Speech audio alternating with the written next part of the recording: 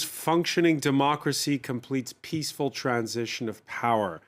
These days, that's no longer always a given. Germany's story is one of continuity, but also change, even if the new chancellor is a familiar face who, truth be told, has been dubbed the Scholzomat for his monotone ability to stay on message.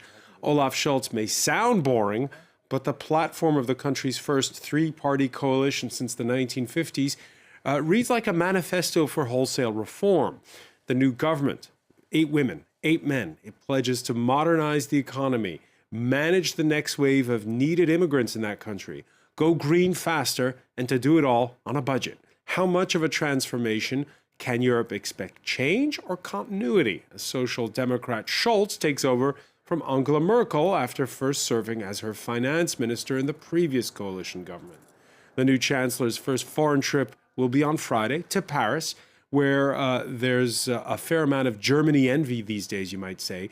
While identity politics and personality contests hog the limelight in the early days of the French presidential campaign, we're asking, what can we learn from the Germans today in the France 24 debate? Enter Olaf Scholz, joining us, Famke Krummuller, Executive Director of Geostrategy Consultants, EY France. Thanks for being with us. Thank you. Thanks as well to former diplomat Wilfried Belewski, who knows all about pomp and circumstance on days like this one. You were a Deputy Chief of Protocol to 2 German chancellors. Thanks for being with us again. Pleasure.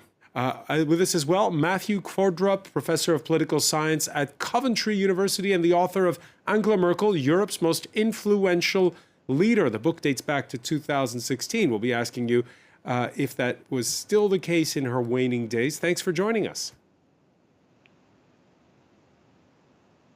And from Berlin, the philosopher Susan Neiman, director of the Einstein Forum and the author of Learning from the Germans, Race and the Memory of Evil. Welcome back to the show. Glad to be here. The France 24 debate, where you can join the conversation, and you have on Facebook and Twitter, hashtag F24debate.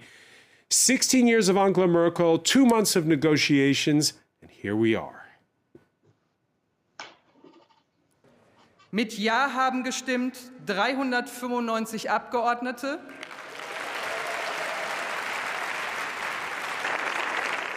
Olaf Scholz elected chancellor by his peers in the German parliament, and it was a civic affair. Losers congratulating winners, which is, you could say, standard in Western democracies, at least until Donald Trump skipped Joe Biden's inauguration. Wednesday's vote, by the way, included a COVID-friendly fist bump between Scholz and the Christian Democrats candidate Armin Laschet. A good loser on the day.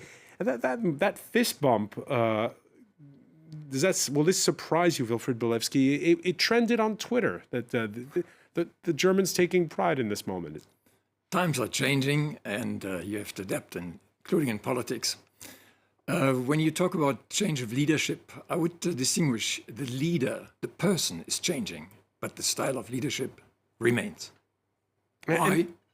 Because he has experienced 2 ministries with Merkel, and he is in character rather similar to Angela Merkel. Similar in character to Angela Merkel. So the ceremony we saw there and the congeniality between Scholz and Armin Laschet, that for you is normal? Normal. It's a personalized way of treating each other in a respectful way, which shows the style of German politics nowadays. Of course, Susan Neiman, it's normal in Germany, but not everywhere. Alas, it's not. And if you haven't been following the American news, you will see, or you'll be surprised to see headlines in all of the mainstream papers using words like Republicans prepare for civil war. The danger is far from over. In fact, the Republican Party has become further radical right. I mean, I don't even know if radical right is the right term, deeply anti-democratic. And it's a great concern. But in the middle of that, of course, it is a pleasure to live in a country which has a normal and even collegial transfer of power. Collegial transfer of power and this sort of the moderate niceties, Matthew Kvordrup, until recently, I mean, that was something we associated with the UK politics, here, at least here in France. That was the perception. Yes, and I think to speak up for my own country just for a second, we still have an element of civility in public life here. They still talk to each other. They're still on first name terms. The political leaders in my country, different though that they are.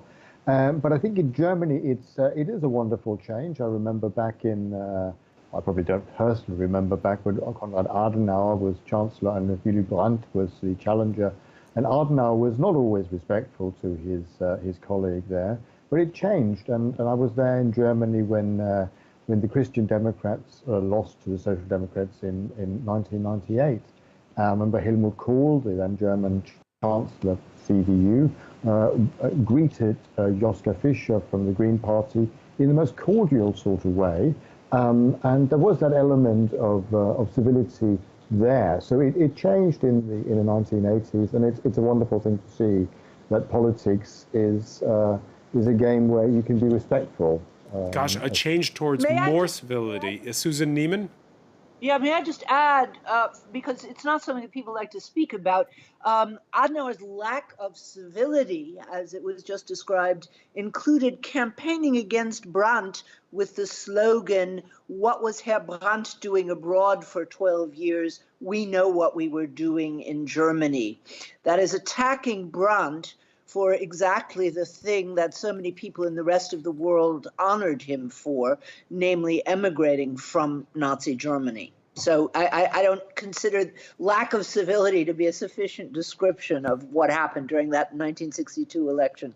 Let's turn to today. It was a day in 3 acts. The Bundestag, we saw with that vote, the swearing in of the new cabinet, and then there was the handover at the Chancellery between Angela Merkel and the man who served as her finance minister in the previous Grand Coalition.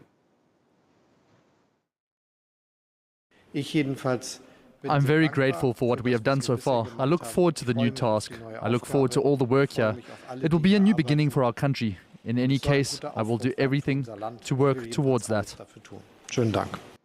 So this is the former underling of the outgoing chancellor praising her work.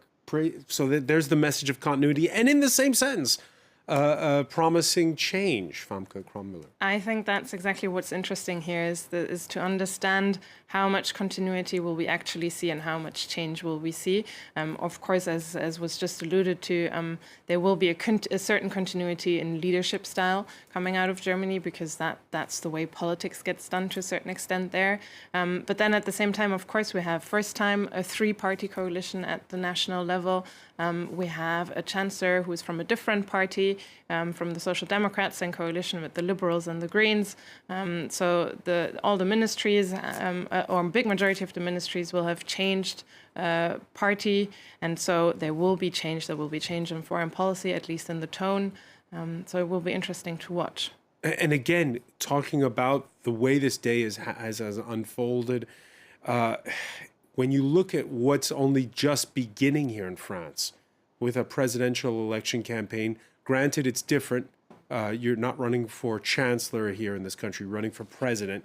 But, you know, when you see the vitriol, when you see the identity politics already on the campaign trail, and you think of what's going on in Germany right now, the difference couldn't be starker.